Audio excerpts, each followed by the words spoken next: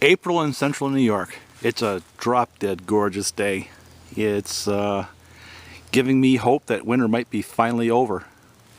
It might be about 50 degrees and the sun's shining. The only snow in the forecast is on Tuesday. It's been a long winter.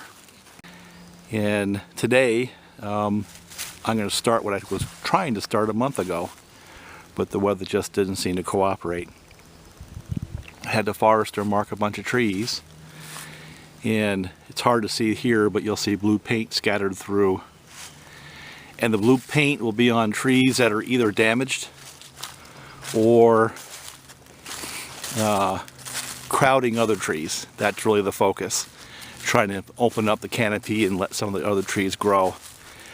And this is a much more structured. I've been doing it sort of piecemeal, but I need to do it in a more focused fashion. Hence having a person come up and mark him who knows what he's doing. And now I have a plan. Having said that, I figured that's a perfect time to put Huztl saw to the test. And that's what we're going to do here. This is going to be a real test of Huztl saw.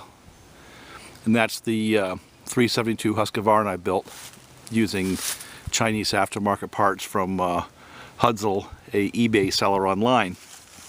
So far I've been pleasantly surprised with the results, and today we're going to find out if it's real or is it Memorex.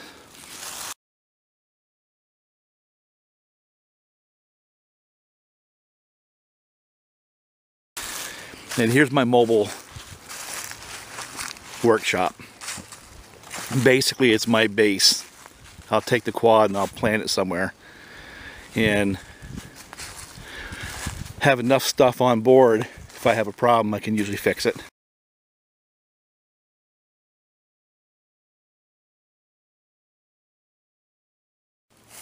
And since this is a review, I'm also going to cover some of the materials I bring. You probably saw that already if you saw my other videos. My backpack. That goes on my back. It's got some tools and stuff, bar nuts, a bunch of wedges and an axe. Well, a hatchet, not an axe. Huztl saw. We're running the Forester bar and Oregon LGX. That chain was just wasted, so I had to file it pretty aggressively. Loving these gloves. I've got quite a bit of time on them. I use them both at work and at home, so they've been run every day now since I bought them, and it's been a couple of months now. Forester helmet, Husqvarna chaps. You got to have your protective gear, your PPEs. Now, the first thing on the Huztl saw review is I got these gas caps make me laugh. They're like little bladders here for a seal, but you know they work. They work and they seal. So as much as I laugh at them, and maybe I won't be laughing this summer if the gas rots them out, but right now they work.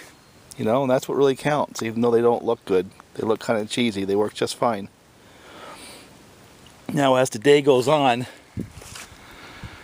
I don't know if I'm going to set up for every tree, but I'll video, you know, dropping trees so you get a sense of what the thing's doing. And when I stop to sharpen a chain or fill it up with fuel, I might stop and add a few comments with the camera. I don't really have time to set up and go through each individual tree, so it might be just a plant the darn tripod and cut routine. But anyway, I need to get a lot of work done, so I'm going to get to it now.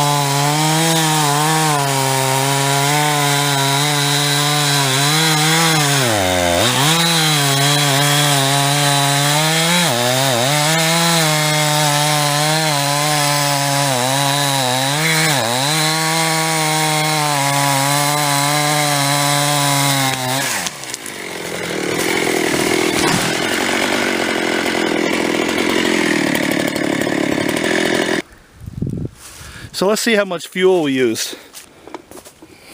I still got plenty. I'm about half tank.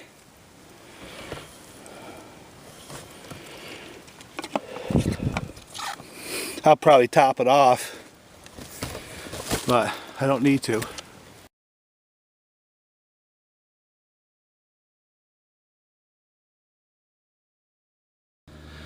Got another one of these scarier than hell trees.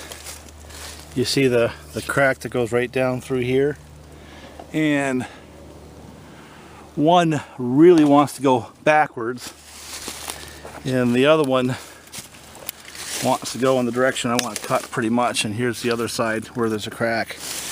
You know, I don't know the best way of dealing with these freaking things, but what I want to do, and I want to see if I can make it work, is do a face cut where basically I'm going to have a hinge on both trees, and then try to wedge this side like I did last time. Basically the same game plan I did before. Problem is, this one here actually wants to come back a little bit. I don't like that. So what I'm hoping is to get enough of the hinge on both the trees to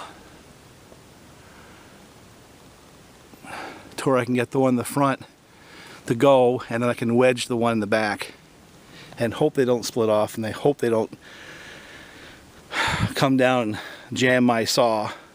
But I'm going to do the same kind of a game plan I did before, but the camera's going to go behind a tree, give it some protection in case it goes the wrong way.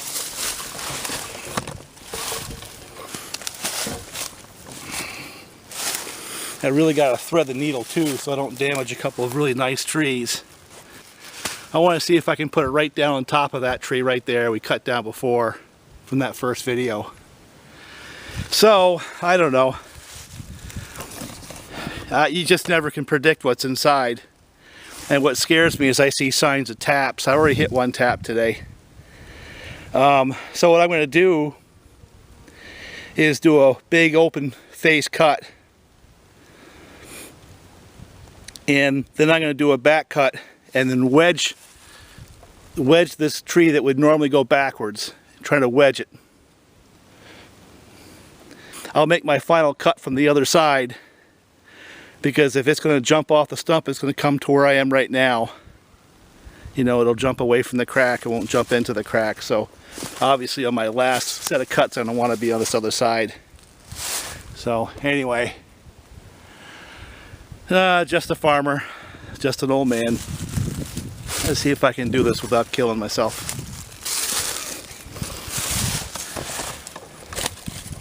You know, I'm sure there's a better way. Sure there is.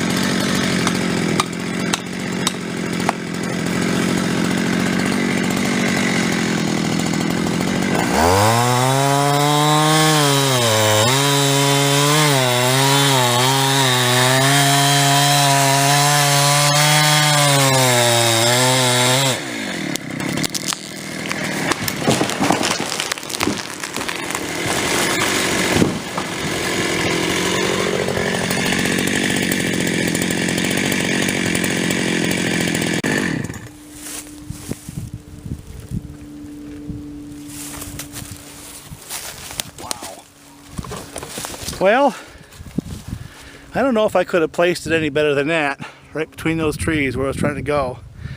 My plan worked pretty well. I cut a little too far into it, but you know, I probably should have let go of my saw, safety wise, but it's all right.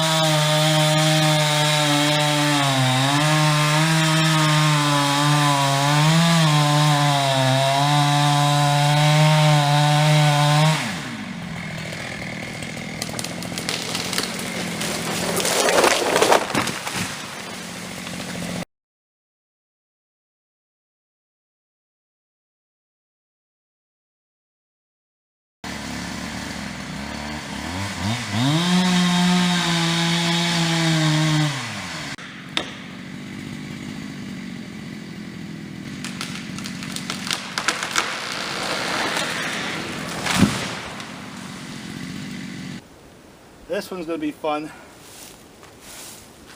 Going to bounce it up over those logs. I don't know if the camera's running or not.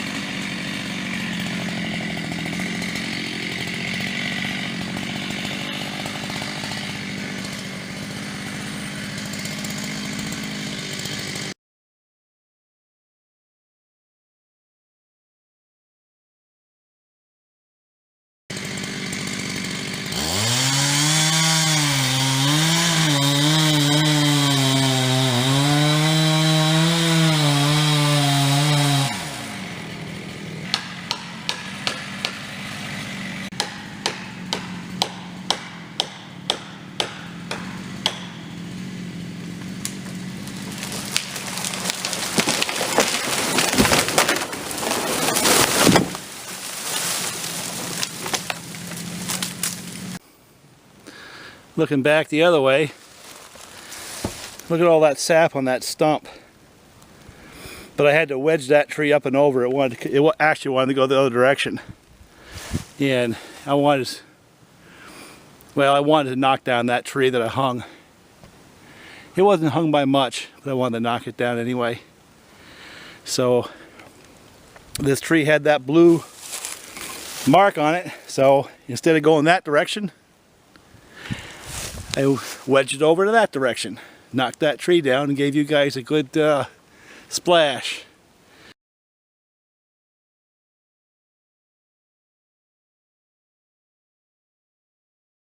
I think it's time to make some reflections so far on the day. Been out here for a little while, taking down a few trees. Gotta put my hat on. It's beginning to run a little bit rich. Part of that's because the temperature is changing, but you know, it really doesn't use as much fuel as I thought. It looks to me like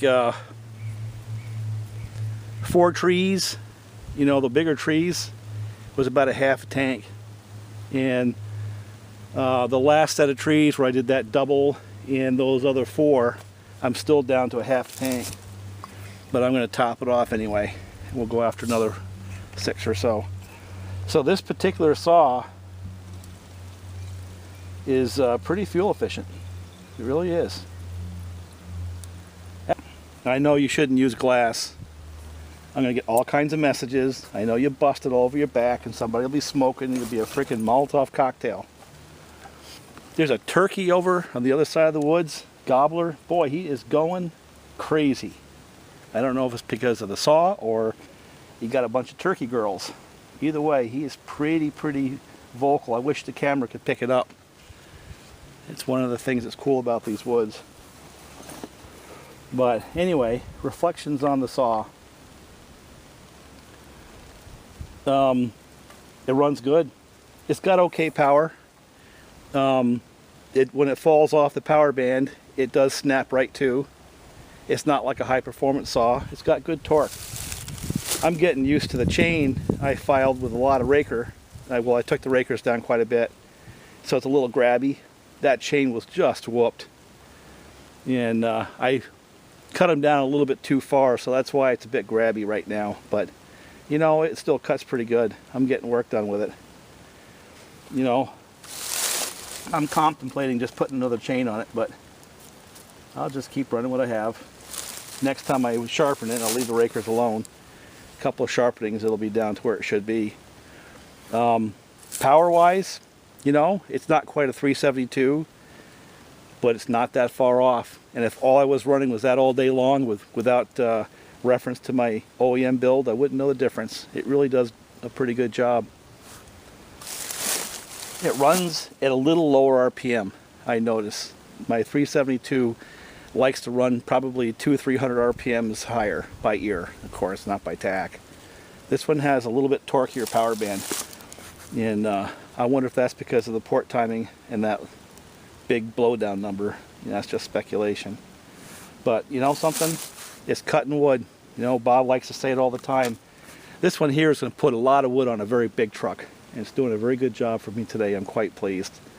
If I was to complain, I've got 2 complaints. One is I'm used to my Sujihara bar, and I got to tell you, you feel the weight of the steel bars like that, the Forester right there. That's not a bad bar, don't get me wrong. It's just when you're used to a lightweight bar, it begins to, you feel it, especially at my age with these old hands. That thing fell off on me, that cap, so I'm always now checking it. And other than that, oh yeah, and my choke lever likes to come off on the inside, like just did right there. So I have to do something different there. I think I'll do is I'll drill a little hole and put a little tiny cotter pin. But other than that, I really can't complain with this saw at all. And you know, a couple of little details. Good saw.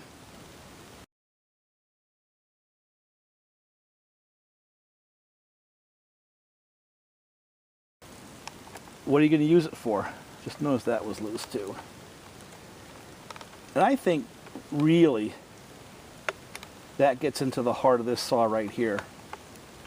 What I'm thinking, where I am right now on this saw, is this. Philosophy of use. Thank you, Nut and Fancy. The guy is awesome. If you haven't seen his videos, please do. If this saw is primarily for a serious firewood person, you're not making a living with it, you have a backup saw,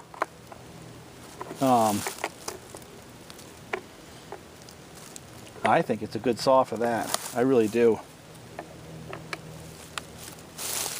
If this is for a professional, I don't think you're going to like it as a pro. It's not quite as powerful as the True 372. It vibrates just a little bit more, and I think it's because of the anti-vibe springs are not quite lined up as well. And, well, you know, I can't complain about the little knickknacks like this. Just little details are fairly simple to work out over time, but you got to work them out. You know, stuff like that. For me, it's fine. If I was a pro in the woods and that thing started doing, like losing my gas cap, and that'd really piss me off, because I really want to get work done.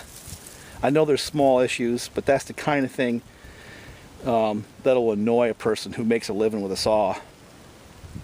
The weight, the handlebar is a little bit different. I happen to like it. I like the larger diameter. It's a little closer to the cover, so the ergonomics are a little bit different than a standard Husky. That fat handle, I really haven't noticed that under gloves. I did run the saw barehanded. I did notice those corners on that handle annoy my hand a little bit. They irritate things. So ergonomics are not quite as good as a 372 either. There's some things I really like about it. I do happen to like that fatter handle than a standard 372. I really don't like this handle, although I don't like it so much that I would get rid of it if I had one. When I've got my gloves on, that handle's fine. What else can you say? Pull start hasn't failed. Ignition hasn't failed. Top end, to my knowledge, hasn't failed. Really nothing significant has failed. And I've got quite a bit of time on this saw now. So I guess the bottom line is this. For $250, it's really a fairly capable machine. Would you make a living with it? I don't know if I would go that far. I'm sure people have, and I'm sure people will. It wouldn't be my first choice. If you think about it this way, out in the woods, if you're making $600 after expenses a day, and you have little knickknacks that take an hour of that time and turn it into a problem, that's lost productivity. A well sorted out pro saw is not going to have that kind of problem. And I have to say that over a period of time, I'll probably have this saw debugged to the point where it won't have those little problems either, like the choke lever and things like that. But until it is sorted out to that level, I don't consider it a pro level saw. I really don't. It's a hell of a good farmer saw, homeowner saw, firewood saw, especially for the $250 or so it would take to replicate it. It's just not a bad machine to this point in time. Now, I think it's broken in now. It's beginning to show characteristics of a mature saw, mature build, and I like it. I mean, I like the way it runs. It's different, but I do like it. Certainly going to pick it up before I pick up my 455, even though it's a bit heavier. Starts pretty easy, runs nice, it's not using a lot of fuel. I mean, that's a lot of positives right there. It's got plenty of power. When I get my chain right to match what it makes for power, it'll cut more efficiently. You see me struggle a little bit today, but that was my fault. That's not the saw's fault. Bottom line, not a bad deal. To this point in time, I can recommend this to the farmer, to the homeowner, to the hobbyist. I'm borderline on the pro. I really don't think I would recommend it to a professional at this point in time for the things I had mentioned before. I'm going to take a break, have a soda, have a sandwich, and I'm counting about 6 more trees right around me that I'm going to take down before I go back up to the house.